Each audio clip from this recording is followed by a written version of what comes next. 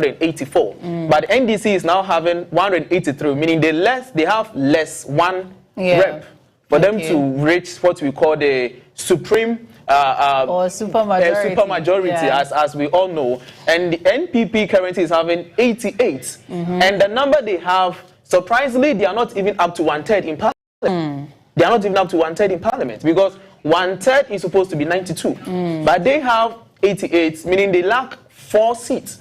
So even the outstanding we have, because what we have there is outstanding of Ablekuma North, of which still coalition is still ongoing. So just 1 seat. If that 1 seat should go to NPP, NPP will have a total seat of 89. And we have independent candidates of 4. Ayara, in the course of the conversation, we bring in viewers the details of all these independent candidates and possibly where they are going to caucus. Are they going to caucus the NDC? Are they going to caucus the NPP? And these are the dynamics. I think the 9th Parliament is going to be very interested. We hope to see. Since the NPP is not having 1/3, the question is, will they come to Parliament? That's another question that we need to look at. Because the issue is, whether they come to Parliament or they don't come to Parliament, the quorum is going to be formed by NDC. But the only point NDC would now need is the power to make decision, that is the voting, because they need 2/3. Now they have less of 1. But if any of the independent candidates is likely to join NDC, then NPP would be kind of missing in the 9th Parliament. But I know in democracy, we need them. Yes. And I mean, considering the fact that Ghanaians have employed you to come and represent us, why would you decide not to come to work just because you are a minority, or because your opponent is a super majority? So I'm hoping that they don't see any kind of logic in refusing to come to work, because in the end you are failing Ghanaians just because of some dynamics in your workplace, which in the end does not really translate to why you were, employed there. So I'm hoping that the MPP still comes in there, because regardless of the number, you are supposed to keep each other in check, or one another in check. And if you decide that because NDC is a supermajority, we will not come there because they may override our decisions or our opinions and suggestions, then you are leaving NDC unchecked, which could be a problem. And then also there's also the likelihood of the fact that the independent candidates may want to join the winning team, so to speak. But then also they could also decide to stand on their own and then help to make decisions. It is not just about the numbers, but actually the validity of whatever they are deciding on. So it should mostly be about that. And I would like to say to you, our viewers, please do call and share your opinions and your hopes for this process that's about to take place. And of course, you can also share whatever you think you would want to see in this 9th Parliament, these members of Parliament, whatever was done wrongly in the previous Parliament. Maybe this time you would want something better to be done. You can call and share. You can also send your text messages. We will read them aloud. Our WhatsApp number is displayed on your screen. And subsequently, when the phone lines are opened, I'll let you all. So, back to this majority and minority thing. We have one outstanding constituency, which is the Ablekuma North. And I think the candidates were, Irabna Obin and Ikia Efriye. So what do you think is going to happen when that is declared? And who do you think is going to win in the end? So, Yaira, when that thing is assuming NPP is able to maintain that seat, because that is a stronghold of NPP. If they're able to maintain that seat, then they're going to have 89. 89. So they are not up to 1/3. And that seat, yesterday they started, I think they were on the coalition. That is 62 polling stations. They did up to 42. 20 outstanding. The reason being that the 62, the EC was not having pink sheets. EC itself, they were having pink sheets for that 62. So they were just relying on the both parties, both NDC and NPP, with their various pink sheets. And to solve this issue was to count the ballot papers, the original ballot papers. And we could remind ourselves that some weeks ago, these ballot papers for Ablekuma North was set on fire at Kwashiman cluster of schools. And EC made us understand that they have a way to still recollate. And now is a problem where the returning officer has to use, I think he made a point that he said he's going to use his experience in determining which pink sheet is valid and which one is not valid. But there was a question that people asked the returning officer that, do we use experience in determining validity of votes casted? You know, with that same question, I think I've had people asking that, what about the media houses that cover the counting? Why not refer to them and then check? Because all of that was there. I'm sure we can access that information again. So if the pink sheets have been burnt, what about the videos of these votes being counted by the various polling agents? That was, it was live telecast on TV, right? It is. So why don't they actually refer to that?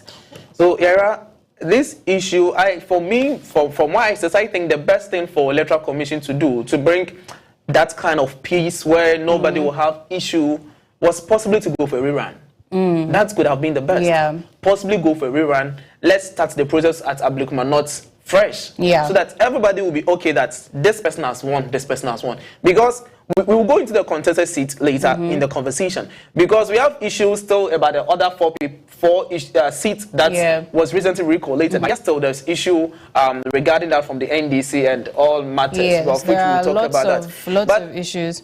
Yes, I still want to maintain on the issue of the parliament, the number of seats and its related things. I just want the NPP to understand that they shouldn't relax. Yeah. This is the time that they can prove to Ghanaians that, yes, you trusted us for 8 years. Probably what you wanted us to do, we tried, but we couldn't meet the expectation. Yeah. But even in opposition, we will still work. This is the time that we expect the minority leader, I think he's now the one the National Executive Council have appointed, Honorable Alexander Fenyo-Macken. His energy he put in as a majority leader, this is the same energy we expect him to put in as a minority leader. We want him to stand in parliament to put the NDC on track. Yeah. What he was doing in the 8th parliament, we expect more in this very situation. They shouldn't feel because they are NDC calls them mini, micro, something. So they will not talk on issues. They should really speak on matters. Because that is the beauty of democracy. And they shouldn't also remain silent, thinking that when they talk, their views is not going to be taken into consideration. Not at all. Yeah, knowing the NPP, I think that even though they've become what is being called a micro minority or whatever, this is when their voices are going to be the loudest. They are probably going to be very, very aggressive when it comes to keeping the NDC in check. But before we continue, I would like to remind us that the number displayed on our screens here is for WhatsApp. It's not for the calls. When the call line is open, I will alert you also. You can call and then share everything that's on your heart that you want to tell us about what your expectations are for this 9th parliament. So let's go quickly into even the women in parliament now. I know that is something on your heart. Very interesting. We had a lot of the popular MPs, female MPs losing their seats from the NPP. And I mean, to an extent, being a woman myself, it felt like, but then of course, there are some NDC women that also won their seats. So if you can give us some breakdowns on that, and then we'll have our visuals also shown. So as at last year, so as you can see on the Sudan's Women in Parliament, the 8th Parliament, we had a total of 40 women. And NDC, so they were having 20, NPP also 20. But with the 9th Parliament, we have 39. With this still outstanding of Ablekumanot, which is yet not confirmed. But with the 39, NDC is having 30, and NPP is having 9. The question is, why did NPP lose from 20 to 9? Where are the 11 strong women in NPP? And why did NDC appreciated from 20 to, because you could see NDC appreciated for more than, let's say, half of it. So producers, please take me back to the women in parliament. Please take me back to the women in parliament. So the issue is, why did they appreciate it from the 20 to 30? And why did NPP lost from 20 to 29? To 9, sorry. Yaira, I have a point. I was like, Ghanaians want women into the parliament. So they want the inclusiveness of women. And I personally have a conclusion I want to draw, that maybe the influence of NDC having a vice presidential candidate as a woman played a crucial factor in this very parliamentary result in the 9th Parliament. Because when you look at the 8th Parliament, the vice presidential candidates for NPP and NDC, they were all men. The presidential candidates were all men. But looking into the 9th Parliament, NDC had a presidential candidate or vice president candidate who was a woman or who is a woman. But with the NPP, it's still a man. So from my point of view, I would say that the influence of Professor Nana Opoku Agyeman also affected or appreciated the number of women in Parliament for NDC. Well, can we also say, or I want to ask on behalf of Ghanaians, that it is possibly the bad publicity that most of the female MPs for the NPP had over the years that has also affected their performance this time? Yes, it can be one way or the other. And you see, I wouldn't use the word the bad performance for them. Because, no, bad publicity, not performance. Bad publicity, because some of them really, we know them out there in the person of Honorable Eslowusu. We know her, we know what she has done in Parliament. As she joined Parliament way back 2012. She became the minister for, I think, she was handling the digitalization projects and everything. We know the person of Honorable Howard Kumsin, that's agriculture, Minister of Agriculture. We know key people.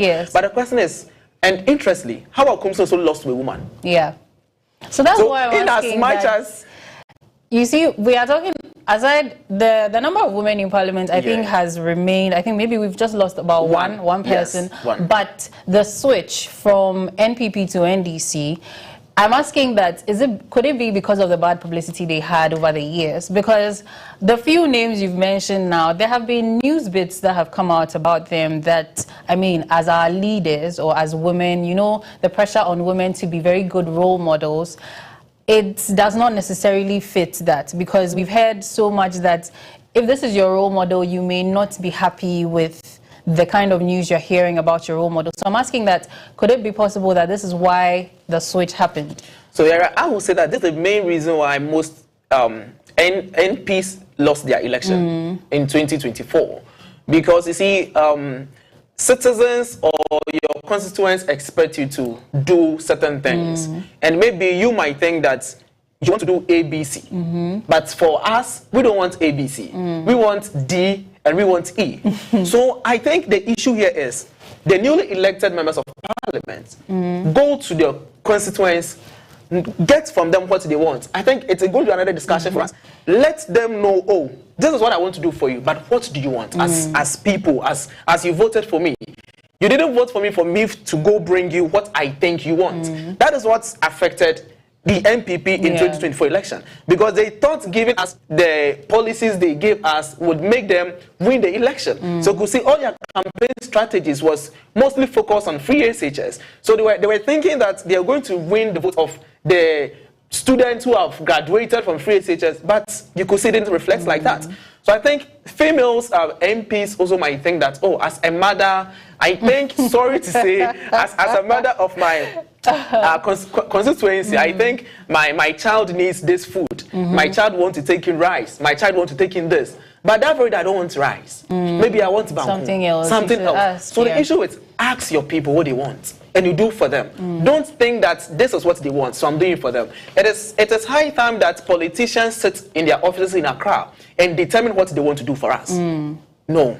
But then also there have been sort of some sorts of plans or projects for developing the country that I think usually the governments that come into power follow these projects or these plans. So could it not necessarily be that they did have whatever they wanted to do, but maybe the execution did not come out the best?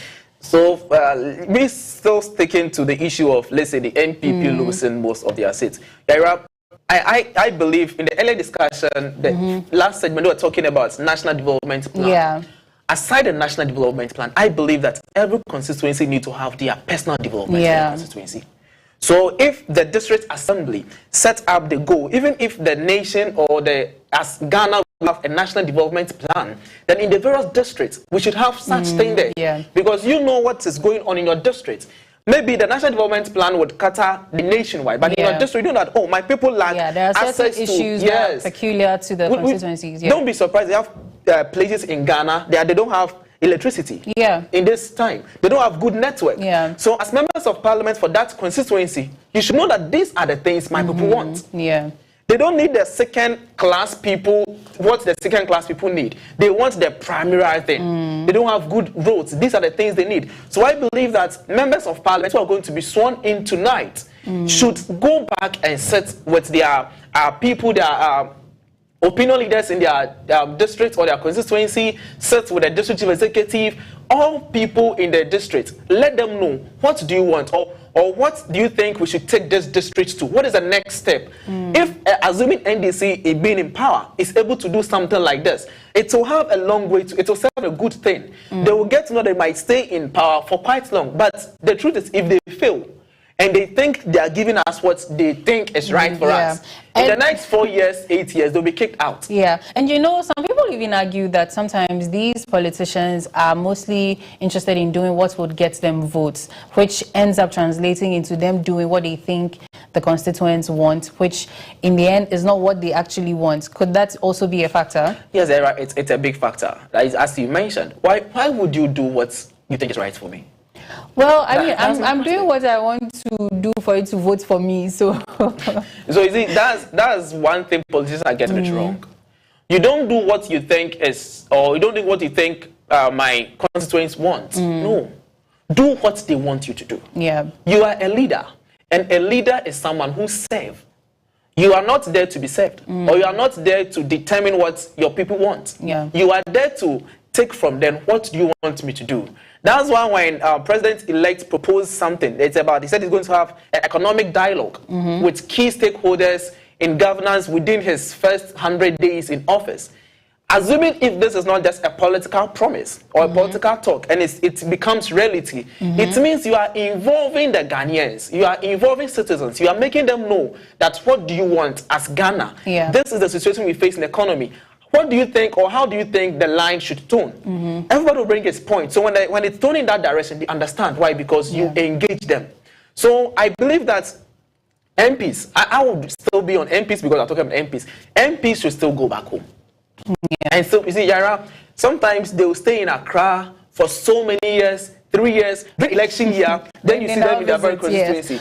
So when you say that you see, Ghanaians, we think that the MPs are the ones supposed to come and do the road. We think that the MPs are the ones supposed to provide water, but it's actually the role of the MCDCs and things like that. So I think that with our platform, we can educate the public that the MPs, yes, going back home, they need to also sit with these DCs and I think that's the point so I made earlier, that the MPs need to go back home and sit with the DCs, all opinion leaders. Because there was a platform, Yara. If there is no good roads in your constituency, whom do you blame? Do you blame DCE? No. It's because of the lack of knowledge. So it's because the MPs don't calm down for us to understand. Assuming if they've educated their constituents that this, and that, do you think they would end up blaming them? They will not do that. Well, then also, it's also that because he's the MP, the member of parliament for the place, everybody thinks it's in his name. Exactly, so it's in his name. So if he works with him, they'll still say, it's the MP. Yes, okay, that's true. So that's the but then back to the women, I think I remember seeing online during the election season that it seems that most of these women that lost their seats did not necessarily come out to do anything, for lack of a better term, substantial for women. Like, I think even somebody mentioned the gender minister, that the previous gender minister, we used to hear her name a lot. We used to hear projects and things for women and children's protection and the rest. But this current one, for the past 8 years or 4 years that she's been there, we have not really heard. Do you think also that could be the issue, where we didn't hear of some of these members of parliament doing some, developmental thing, women empowerment projects for women? Yes, so for example, the gender minister, Honorable Dakwa Newman, just took office not long ago.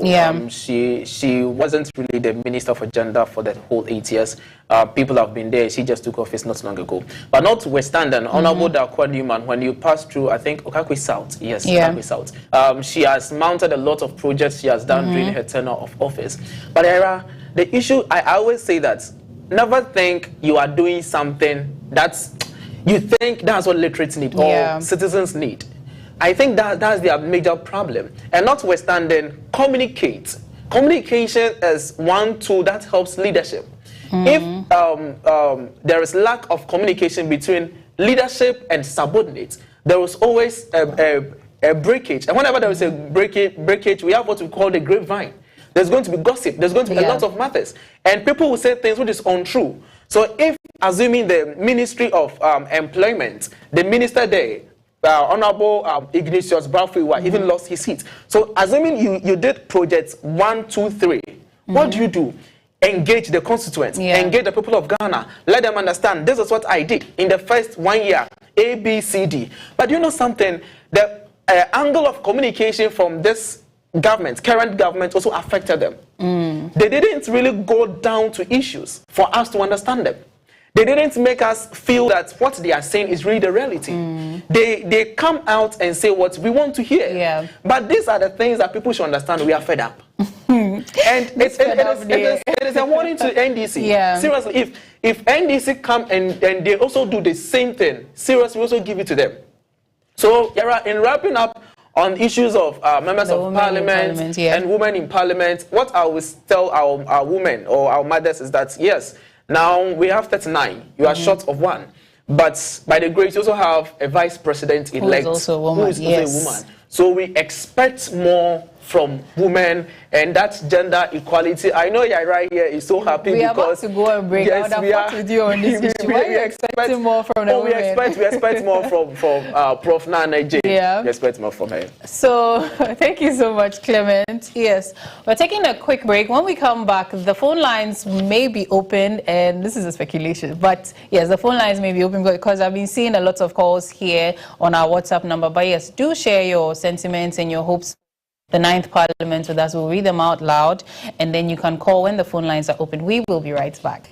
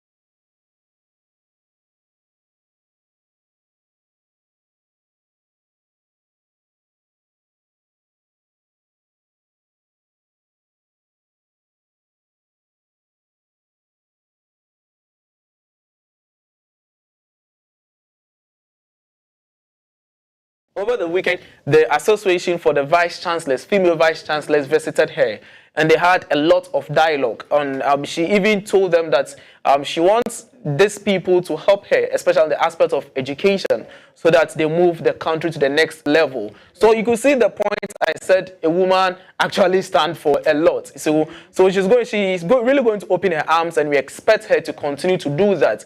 We even know about the Queen Mothers of even Volta region. Some mothers also congratulated her and wished her all the best. So you could see all the female organizations, both in Ghana and also internationally, are just wishing her the best in this very tenure of office. Why? Because they know what a woman can do. In as much as we know what a woman can do, we know they have, you get the point, they have their own ups and downs. Yeah. So notwithstanding, we expect our mother to be the mother that Ghana wanted for the past 32 years in the Fourth Republic. Yes, and we know she's going to do that. So, based on what you said, that Oba Ofia, you know, Mofani Didi and everything, you know, you were giving a lot of qualities of women. Oh, yeah. If that is the case, I will ask the question on a lot of women's hearts. Why do we have just 39 women as representatives in a parliament which has 276 members? So, Yara, this is the point that I think Prof. Nana Opoku Agyeman always sets the tone for women to follow. She was the first female vice chancellor in Ghana University, that is UCC. Yeah. And from there, a lot of women moved into that capacity, and they are equally doing the same. So I believe that she has set a tone for all women to follow. So I won't be surprised that in the 9th Parliament, we will see more than even 60 plus women in there. We know a lot of people, female contested this time around. I think over almost 80 people contested, but only 39 had the nod to become members of Parliament. And even with the issue of Ablikuma North, both candidates are women. Yes. We get it. So more women wanted to really join the Parliament House. But even with the 80, they don't constitute up to half. Yes, so that's what I'm trying to say, that the current vice president will now usher a lot of women into politics. and Yaira, I'm hoping to see that in the 9th Parliament, a lot of women will now move into politics, because it's hard time people would be like, I'm sitting back and observe my husband or my brother to move into politics whilst I sit back and support. Oh, but no, let's get into there. Do you not remember the 31st Women's Movement and how instrumental they were even to Ghana's history? So there have been, but it seems as though our society is still not ready to accept that, because even with 80, as you said, approximately 80 candidates contesting, we got even less than half winning. So what do you think, maybe as Ghanaians, you know, you were given so many attributes of women. Yes, a lot of people say these things, but when it comes down to it, we don't see that translating. What do you think is the issue with maybe Ghanaians or our society regarding women? Oh, we have good respect for women. I would say that if we don't, like, even Prof. Nana Opoku Agyeman wouldn't have been nominated in the first place, even by the NDC. She wouldn't have been nominated in the first place by the NDC. So Ghanaians have come to believe in the capability and the ability of women. For example, the former MP for Enya Sotio is now having an international offer out there, and she's doing so well. So we've come to believe in women, and we know women can do what nobody can do. We've had a Speaker of Parliament who was a woman. We've had an EC, currently EC, who is a woman. We have Chief of Staff who is a woman, Chief Justice who is a woman. So at least Ghanaians believe in women. Yeah, thank you so much. So we have our lawyer, our legal practitioner on the line in the person of lawyer Chenebo Akudia. Hello, good afternoon. You're welcome to Poll Watch. Good afternoon. Hello. Yes, good afternoon. Hello. Good afternoon. Hello, good afternoon. Good afternoon. Good afternoon. Thank you so much for joining us on Poll Watch. A pleasure, yes. Hello. It's a pleasure to have you here on Poll Watch today. Thank you so much for joining us. Yeah, the pleasure is mine too. Right. So we know you are a lawyer, so we will be asking you all the legal questions so that you can break it down for us, you know, break it down to the layman's understanding. Would that be all right, please? Yes, as I can. Yes.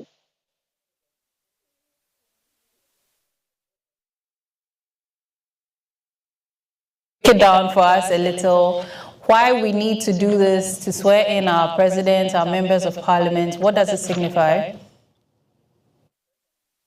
Well, I mean, swearing in of the president, the members of parliament, pertain to what we call a right of passage.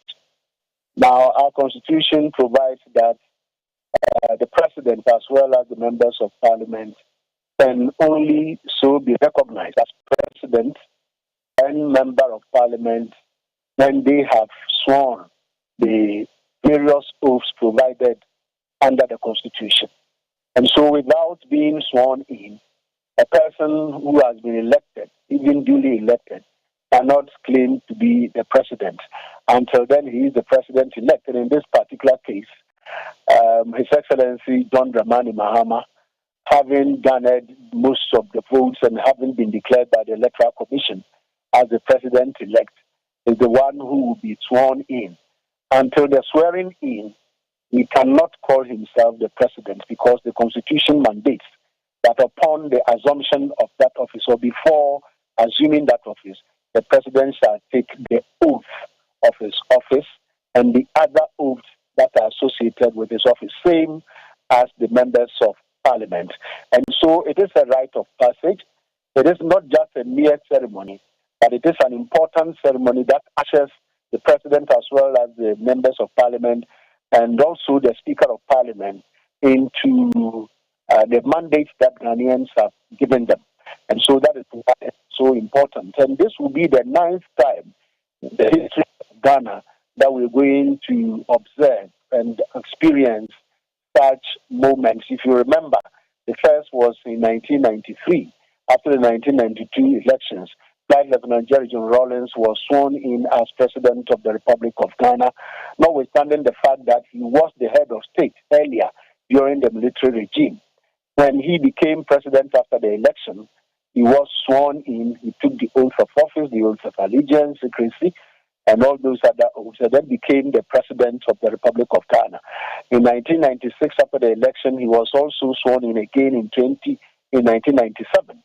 Then it happened in 2001. I wouldn't want to continue because we all know all those moments that it happened. So this is the 9th time that we are going to have this ceremony. And these are constitutional mandates and injunctions. We cannot sidestep them. We don't have a choice. There are no other options or alternatives. We have to observe them. And that is exactly what is going to happen tomorrow. What the law anticipates is that by midnight of today, the mandate that we gave Nana Addo Dankwa Akufo-Addo on the 7th of January 2021 would have evaporated and he would no longer be president. There is a buffer between the midnight and the time that we are going to hold the swearing-in ceremony tomorrow. People have said that during that period, he cannot call himself to be president, but you know that in life, transition is sometimes observed. And so, effectively, what it means is that by midnight of tonight, he will not be president any longer. Indeed, from that time on, he will be it will just sort of be a ceremonial figure who is coming to hand over the reins of government to the person who has been elected, i.e., John Dramani Mahama, His Excellency. So, in answer to the question that you posed, these are constitutional injunctions that we need to swear the president in, we need to swear the Speaker of Parliament, and we also need to swear the members of Parliament of the various constituencies before they can effectively be deemed as President, as Speaker of Parliament, and as members of Parliament. All constitutional requirements, and that is for the swearing in. And if there are, can you take us through some of them? All right. So because the Your call has been put on hold. Please wait. Your call has been put on hold. Please wait. think there was a small accident. So, right, when we get him back on the line, then we will continue the conversation. Yes, so before we get lawyer Chineba Kodia back, yes, we were discussing the MP. So let's go straight into the independent candidates. You said we have 4 now. Yes, we have 4 independent candidates. So can you give us a little information about the 4 candidates and what this implies for our parliament incoming? Okay, so I think producer would get us the pictures of this members of parliament, the 4 independent candidates. So yeah, as the producer is getting us their pictures, there was one thing that I think lawyer would respond when he comes, that if there is injunction on a particular member of parliament, meaning that that person might or will not be permitted to be sworn in as an MP, let's say this midnight, if there's an injunction, of which we know that on the 5th of January, there was an injunction on the MP-elect, that is Ernest Kumi, of I think one of the constituencies in the eastern region, of which I would get that information. So I think when lawyer comes to, we would ask lawyer on that very issue, what happens? Because we know that when there is injunction, it's supposed to last for 10 days. And the injunction was placed on him from the 5th January. So if it's going to last for 10 days, somewhere 15th. After 15th too, they are down the swearing in. So in situations like this, what happens? I believe lawyer would get us more into that. And also the issue of NDC going to the Court of Appeal, still on the 4 contested seats too. I think that one too, when lawyer come to, lawyer will respond to issues like this. So we were talking about, I asked about the independent candidates exactly. So the 4 independent candidates we have, I think producers here. So so they are all men. We don't have one female independent candidate. No, all females want to associate themselves to one way or the other. But is it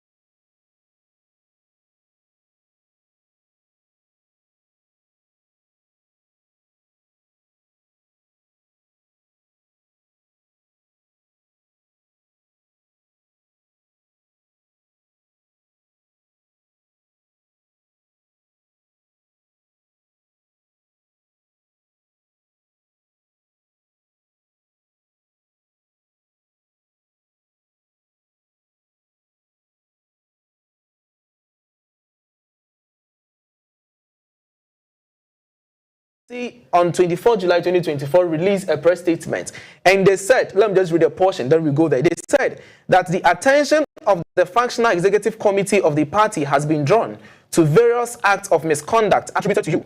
This include allegations of campaigning against the party's parliamentary candidates and other forms of anti-party conduct in the Afam Place North constituency. At its meeting on 23rd of July 2024, Functional Executive Committee deliberated on the matter and decided to suspend you from the party pursuant to Article 48 of the party's constitution, and subsequently refer the matter to the National Disciplinary Committee for adjudication. And this letter was from the National General Secretary of the NPP. NDC, So he was suspended. Yes. Was it indefinite or for a while? I think that one they didn't state. They just said he was suspended. So notice of suspension from the National Democratic Congress. So suspension, actually, it means a lot. So the question people are asking is that, is he going to caucus the NDC?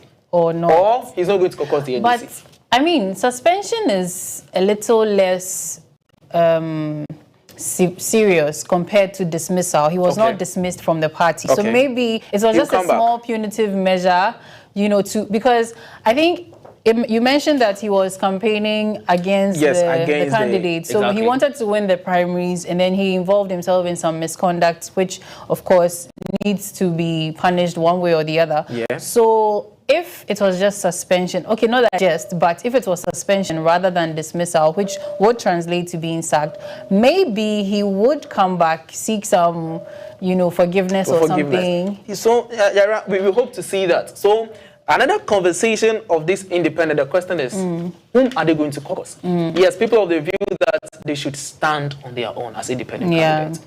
But other political talk to is that if they stand on their own, then how are they going to do their business? Already, some of them have history of being aligned to a political party. For example, the one we just talked about, Afam Place, an NDC man. We know of Kwame A+, in those days, 2000, 2004, being part of the NPP very strongly. And also coming in, I think as of this morning, he wrote something on his social media about meeting both political parties and others, giving them offer. But he has made it known when you go online that his heart is with the NDC, but he's still considering other things. We have the person of Ohene Kwame Frimpong, who unseats the Honorable Apia Kubi. And you see, one amazing thing about Ohene Kwame Frimpong is that he even visited Kantamanto Fire outbreak. He visited them, and after visiting, he donated an amount of 10,000 Ghana cedis to them. So he's a person who is a philanthropist. He helped people in so many ways. And earlier, 12 days ago, Ohene Kwame Frimpong said that he's going to join the NDC caucus. I don't know if it's confirmed, but it was in the news outline that Ohene Kwame Frimpong says he's going to join the NDC caucus. If that happens to be true, then the super majority we are talking about, NDC is going to get it. But if it's not so, and he still aligns as independent candidates, then that is another story to be discussed another day. So the four independent candidates, actually, we expect them to hold, especially the ruling government, they should hold them very, very accountable. Hold them to the poll. They shouldn't, for no other reason, sell their right to any of the parties, thinking that they will get. That's very strong language. Sorry, sorry. They shouldn't align themselves for probably other peculiar interests. If it's in the interest of their constituents, that's very good. That's very good. They can do that. But if for their personal interest, I think that is not something that they should entertain in the 9th Parliament. And Yaira, there was a lot of news outline since we are talking about independent candidates that people are saying that NDC is likely to nominate Kwame A+ as to the role of second deputy Speaker of Parliament. I don't know if you've heard about that, but for me, yes. But for me, I've seen that in the news. Speaker, I think there are some requirements you need to meet. And isn't Kwame A+ a first-timer? That is a discussion we'll do when we get to the issue of Speaker of Parliament. Yes, that is one outlet I saw in the news too. If first-timers can get the chance to become speakers, then I'm sure a lot of people will run to become members just with the hope of becoming Speaker of Parliament, because that is a very prestigious position. Exactly, it is. And as far as I'm concerned, or the little I know, you have to be a seasoned lawyer, a seasoned member of Parliament to get to that position, even if it is first or second deputy. So maybe it's just rumors to play. You know, Ghanaians like to play a lot. It could be. It could be, because when we get to the matters of speakers, we will delve more into this very issue. Okay, so our phone lines are finally open, so you can stop disturbing the WhatsApp number. So the phone lines are open. You can call in and just give us your opinions and your sentiments about this new incoming 9th Parliament. And as the phone lines are open, I want you, my viewers, to ponder upon some of these questions, and then, of course, you can call to answer. So, what are some of the specific issues you think that the members of parliament should prioritize in their first 100 days? Think about that. Call me. Let's talk. I mean, call us. Now, the second question now is on accountability. And so, how do you think the MPs should engage constituents to ensure their voices are heard during their tenure? So that's something you were talking about, that the MPs should come to their constituencies and then engage with them. I mean, we the citizens, we are all members of different constituencies, so of course we would have some ideas as to how our members of parliament should engage us. So then my next question, this one is about the legal ethics. So this one too is, how do you think the members of parliament should address conflicts of interest or ethical challenges while in office? So in issues concerning the political party and then the constituency, which one, you know, the balance, the conflict of interest, how do you think they should handle that? And then if you could give this question, please, let me give a disclaimer before I ask this question. Keep your answers decorous and tactful. As they say nowadays, keep it demure. So this one is about feedback to your leaders. If you could give a direct message to your MP, what would it be and why? I am begging you, my job is on the line. Don't call and, you know, try to insult anybody. It will not take you anywhere. Constructive criticism is good for growth and development. So as the phone lines are opened, we will be looking forward to hearing some of your answers on some of these questions. So yes, back to our independent candidates. Now, do you think that if these independent candidates stand as independent candidates, it would motivate more people to come out and contest on independent candidate tickets? Do you think that would help? Yes, that will help, because we had a lot of independent candidates in this very election. Okay, so let's put a pin in it, in that. We have a caller on the line.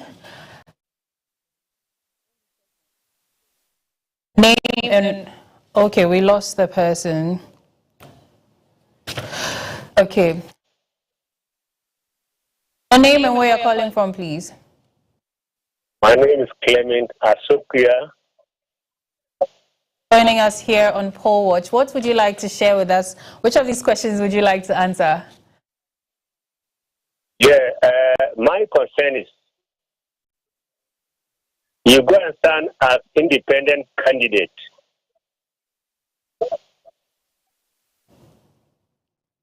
My concern is about independent candidates. You go and stand for the people to vote for you as independent candidates. Then when you get to Parliament House, you decide to go and join a group in which you were not voted for. So I expect that anyone who wins as independent candidate must go and stand there as independent candidate and serve his term until the 4 years comes. That is how I'm thinking. So much. That was very insightful. I think we were just about getting into that. Thank you so much. Yes, so just he took the words out of my mouth. So we're talking about the independent candidates.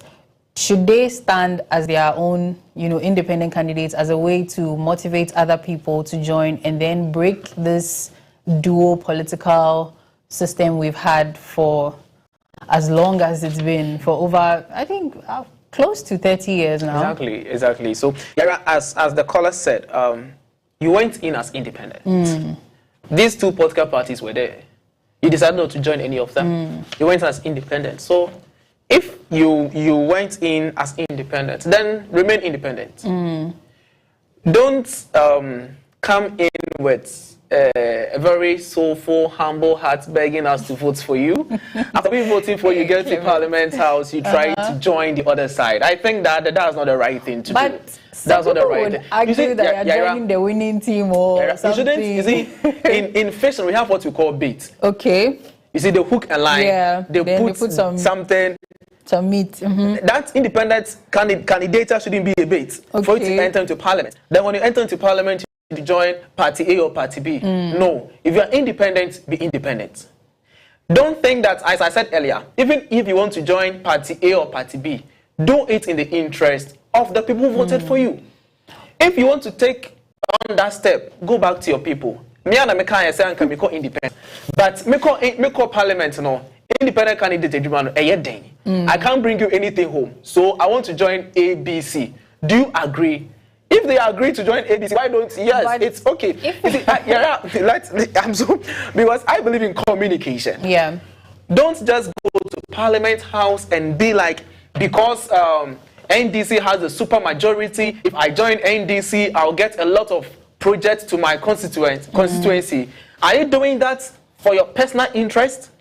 If so, then that is not right. Yeah. But if you are doing that for the interest of the people who voted for you, that's so good for them to do. That's the point I would say. Okay. But I was also going to ask that maybe as an independent candidate, what you get into parliament and you realize that party A seems to have values that align with yours. So it may, I'm not defending any candidates. Yes, I know you're not defending. It would look like, okay, party A seems to have these ABCs that align with my personal values, my vision for my constituency. So to an extent, it may make sense to join them.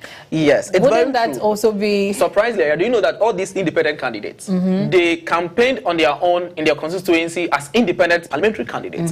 But on the side of presidential, they were campaigning for one of the presidential candidates.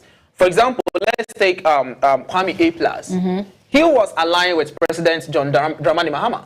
He was campaigning for himself as independent, but along the line, he was supporting President John Dramani Mahama. So all these independent candidates along the line, they have whom they support as a president.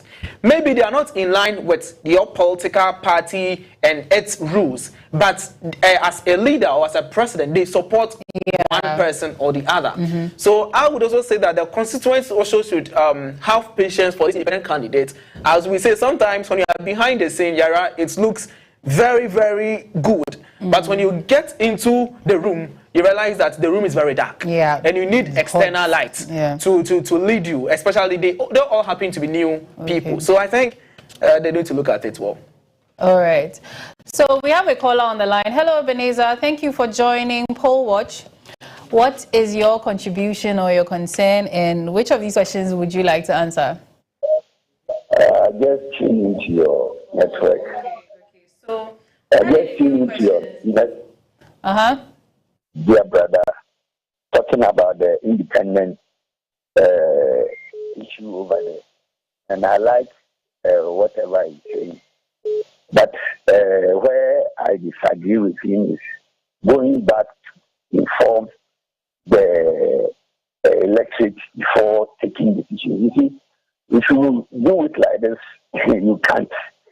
But at every issue, you have to go to them. No, because they have belief in you. That's why they voted for you to take decisions for them.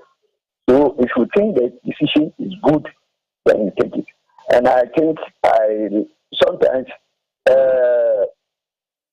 since when you are independent, you have to be independent. As for that one, I agree with you. But you cannot do it all the time. So sometimes, as and when the issue I take will allow you to support this or this. So I think those who have taken the decision to join the party government is good, because with them you can do your projects. You can they can help you to fulfill your promises. So you can't just go and sit. But when they bring an issue which you think is not good, you should oppose it.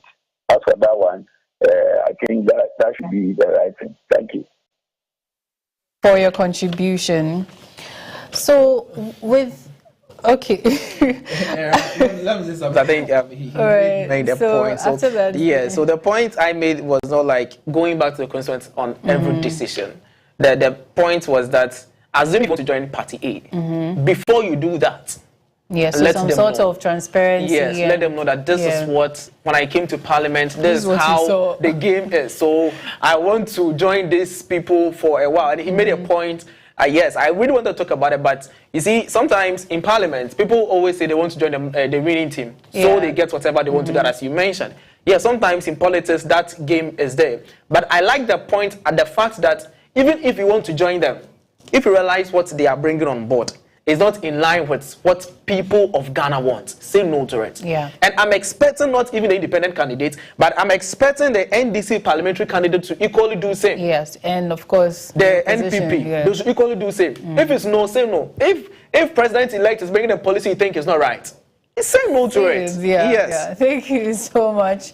We're going for a quick break. When we come back, we will interact more with you. So keep your calls coming in, keep your messages coming in. We will read them out loud. Share your concerns, share your hopes, share whatever constructive feedback you want to give to your member of parliament as well. We will be right back. Stay tuned.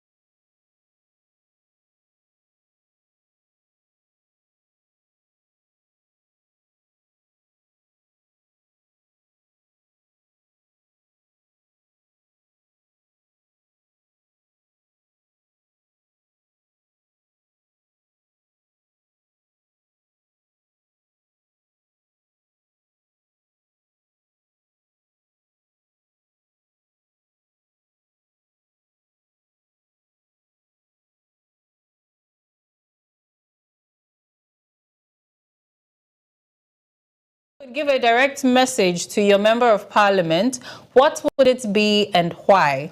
If you could give a direct message to your MP, what would it be and why? So these are some of the questions I have for you, my cherished viewers. You can call on the number displayed on your screen and let's get interactive. Tell us some of the answers you can give on these questions, especially maybe the feedback, yes. So, Mr. Clementi Abankoe, we were on the issue of our independent candidates and some of them, yes, you even addressed the issue the caller had about going back to your constituents if you need to take a certain decision. Okay, so we have a caller on the line. Hello, thank you for joining Poll Watch. Your name and where you're calling from, please. My name is Kofi Boateng.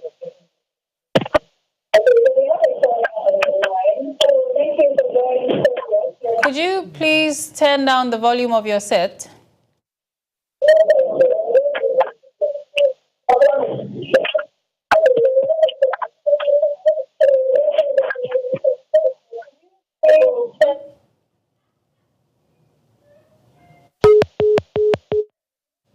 Sorry, we lost that caller. So yes, Clement, you were telling us that if the independent candidates want to join one party or the other, they should run that by the constituency. So that's what we ended on before we went on the break. Yeah. So in a situation where the constituents, I think even in the beginning you mentioned that they shouldn't only do things they think are right for the constituency, but rather listen to them. So in a situation where this independent candidate comes to tell us that the work is not on the floor, I want to go and join party A. If the constituency does not agree, what do you think would happen? Yes, go by you being so independent. That's what the constituency want you to do. So go by that. So at the end of the day, any outcome, the constituency is aware. Your people voted for your way of the outcome. So they will not hold you so responsible for that. But if you don't do that at the end of the day, something turns otherwise. In the next 4 years, they'll vote you out. Yeah.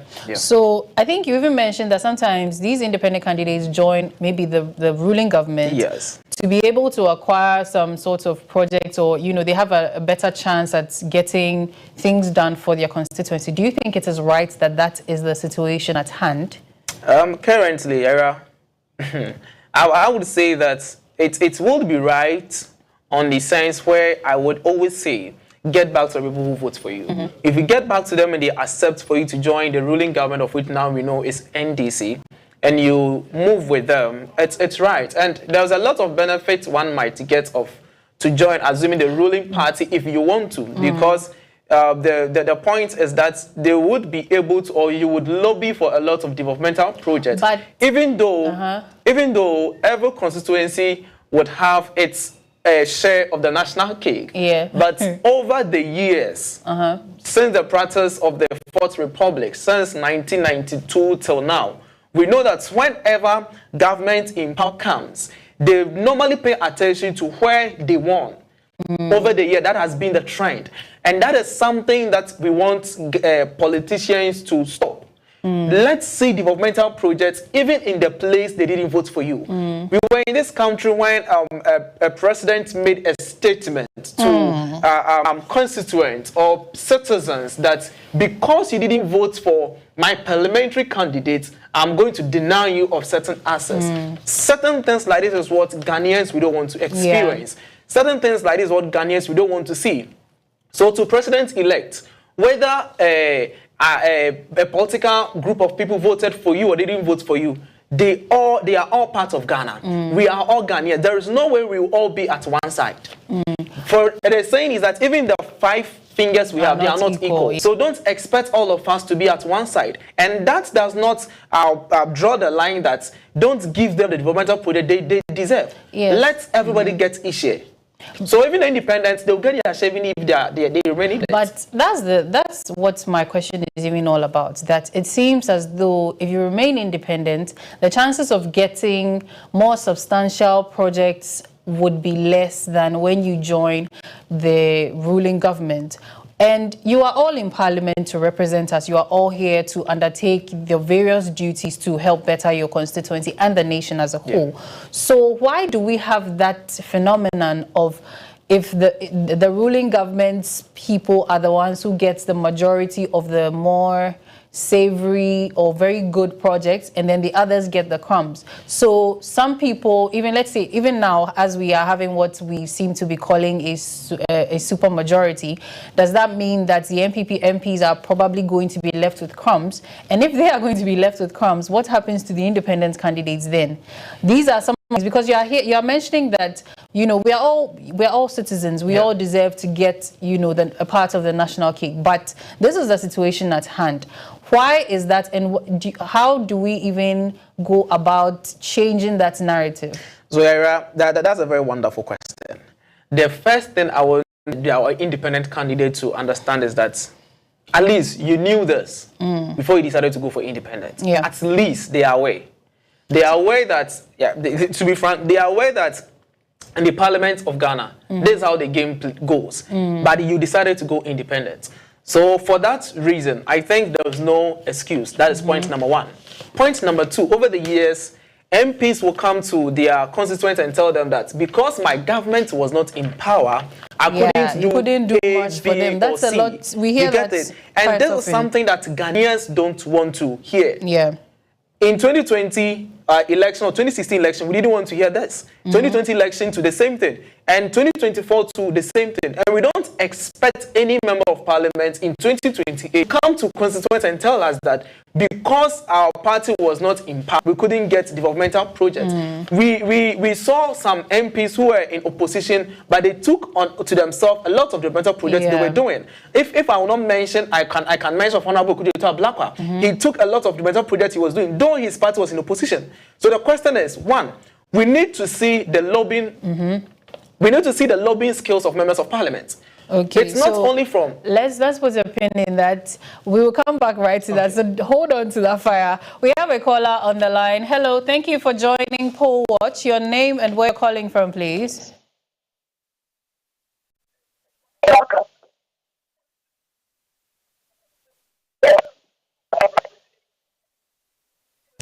Hello.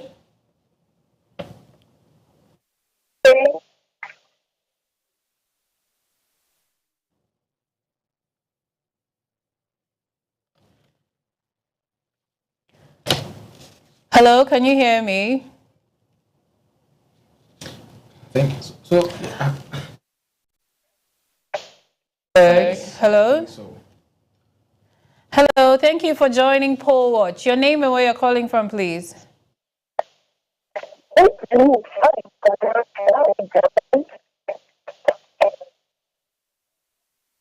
you move a little?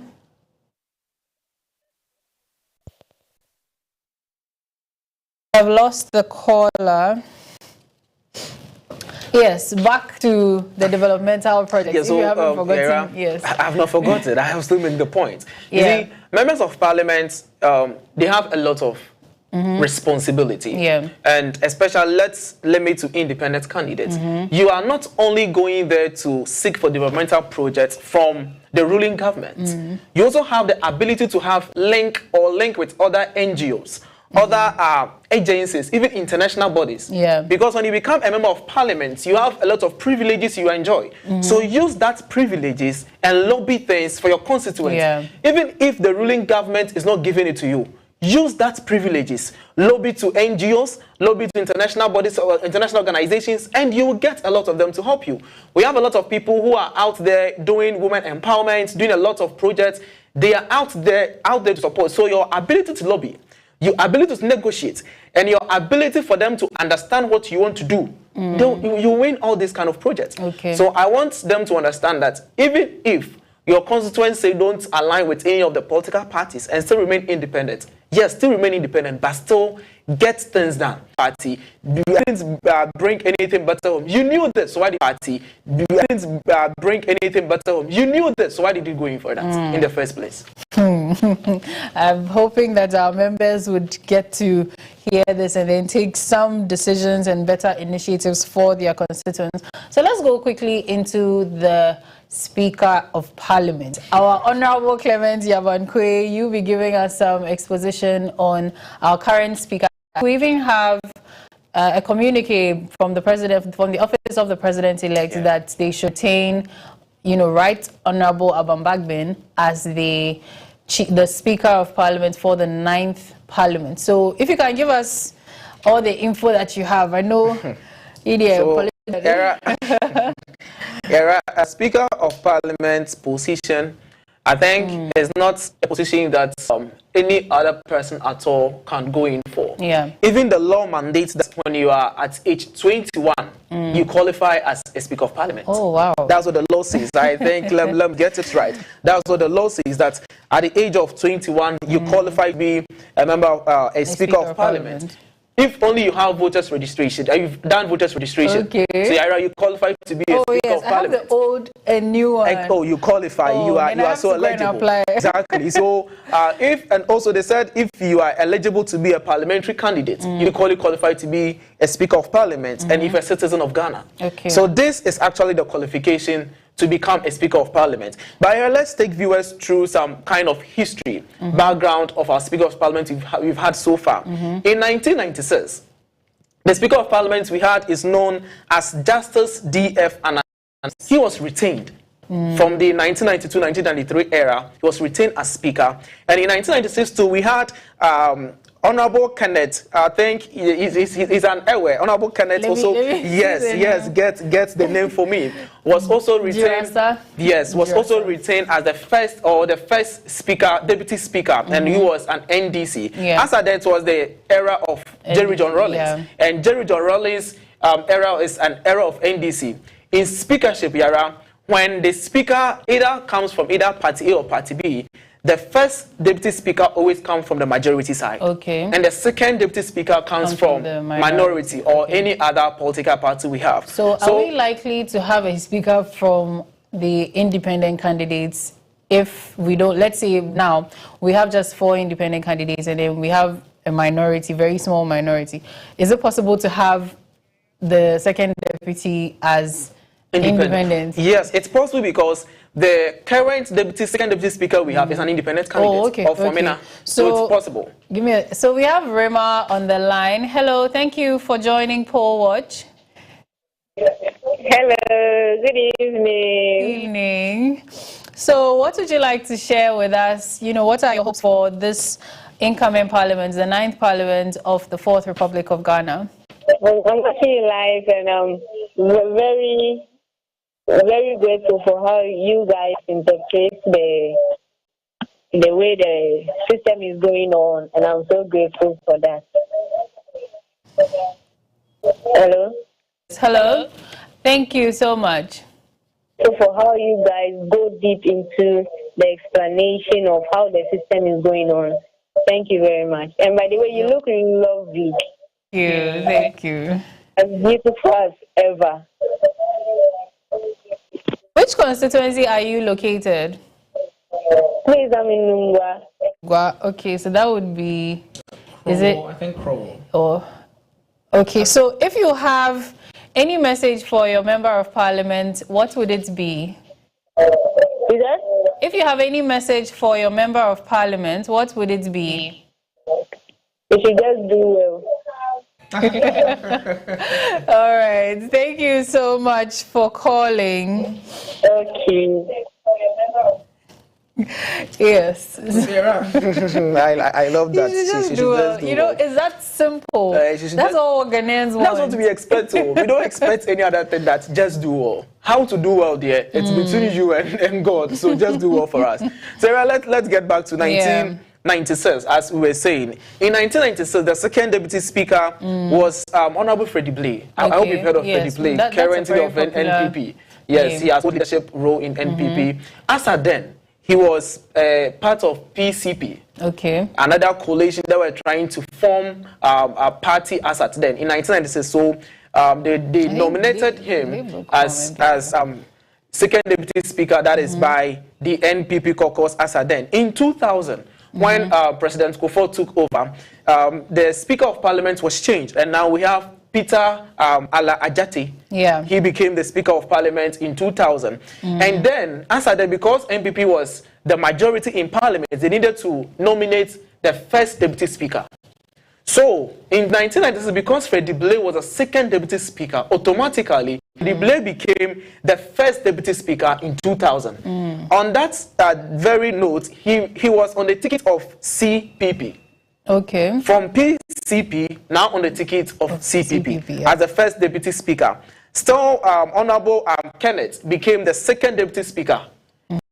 This is he was the first deputy speaker, but because NDC became the minority in 2000, yes, he moved as the second deputy speaker in 2000. Going into 2004 general election, of which we know that NPP still won. Yeah, that was their second term. As then, they brought in a new person to contest the speaker role, even though their own Peter Ajete was there, but they brought a different person. And this person they brought was Bejina Sechi Hughes. Yeah. He was one they brought. And when they brought Bejina Sechi Hughes, NDC also nominated Peter Ajete. Again. So that very year, 2004 speakership election also became very competition between Bejina Sechi and Ajete, that is Peter Ajete. By the end of the day, Bejina won and became the Speaker of Parliament for 2004. And Honorable Freddie Blayne was still maintained as the first Deputy Speaker for 2004 General Speaker or the Parliament, also still on the ticket of CPP. Yeah. Then the NDC or the NPP brought in the person we know as Malik Yakubu of the NPP as the second deputy speaker, and NDC still nominated Kenneth, the previous deputy speaker for that role, but Malik Yakubu of NPP actually won that very seat. In 2008, when President Atta Mills came into office or became the president, it was that time we had the first female speaker of Parliament. And as at then, it was Joyce Bamford Addo was the Speaker of Parliament for 2008, and he was elected. And we have the person of Edward Doe Ajaho, I think was also nominated as the first deputy speaker of that's on the ticket of NDC, and as then he was member of Parliament actually for one of the constituency in the Volta region. That it was 2008 when we saw Professor Michael Quay come into the picture as second deputy speaker. We are trying to draw a line. In 2012, they had by-election for a new person to sit in as MP for his constituents. As then, that is when we had NDC nominating Ebo Baton and Odro as the first deputy speaker for NDC. That is when we saw NPP introducing the man we know as Joe Gatti. Joe Gatti, the MP for Isikado Ketan constituency, who decided not to run in this 2024 general election, and the seat has actually been should I use the word won, or let me use the word won by the NDC now. Dr. Grace Ayensu of the NDC has now taken over the seat of Isikado Ketan. So as then is when Joe Gatti became the second deputy speaker of Parliament in 2012. In 2016, Professor Michael Quay, who was the second deputy speaker in 2008, became the Speaker of Parliament in 2016. So you could see Honorable Edward Joe Ajaho as the first deputy speaker becoming a speaker. Now we could see Professor Michael Quay as second deputy speaker in 2008 becoming speaker in 2016. And in 2016 we have, after he became the speaker, we have Joe Wise, Joe Osei-Osu being the first deputy speaker, who is also currently the first deputy speaker of Parliament. That is when we saw Honorable Alban Babin being nominated as the second deputy speaker in 2016. General, that's the election. Far to 2020, Honorable Alban Babin became the speaker. So there's a transition likelihood that when you are a speaker, deputy speaker of Parliament, either the first or second, it's likely you can be the main speaker. So that's what happened to Alban Babin then. Yeah, so we'll hold on to that. We have a caller on the line. Hello. Hello. Thank you for joining us.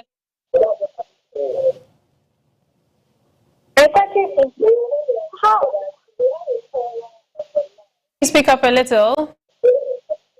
Hello. Hello. Hello.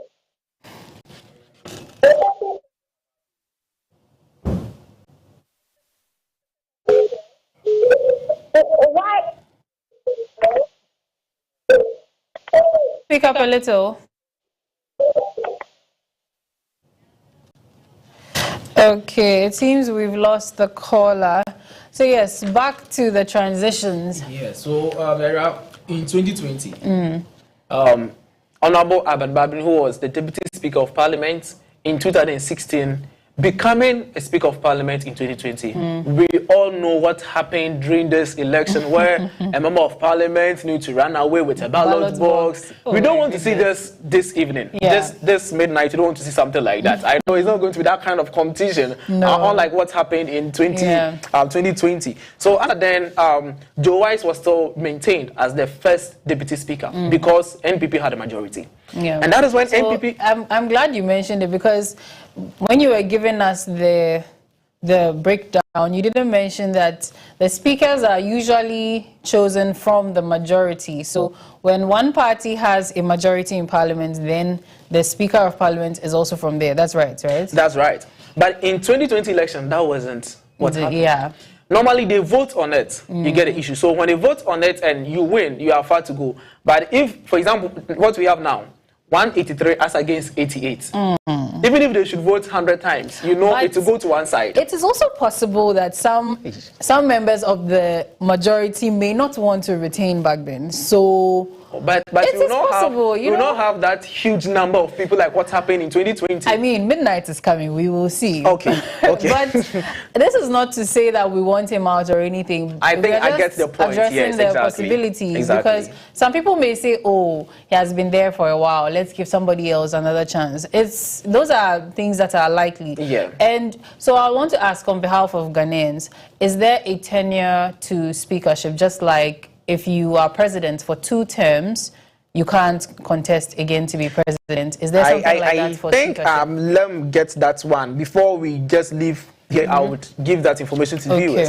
But one thing about 2020 was when the deputy speaker was an independent candidate, but actually did business with NPP in Parliament.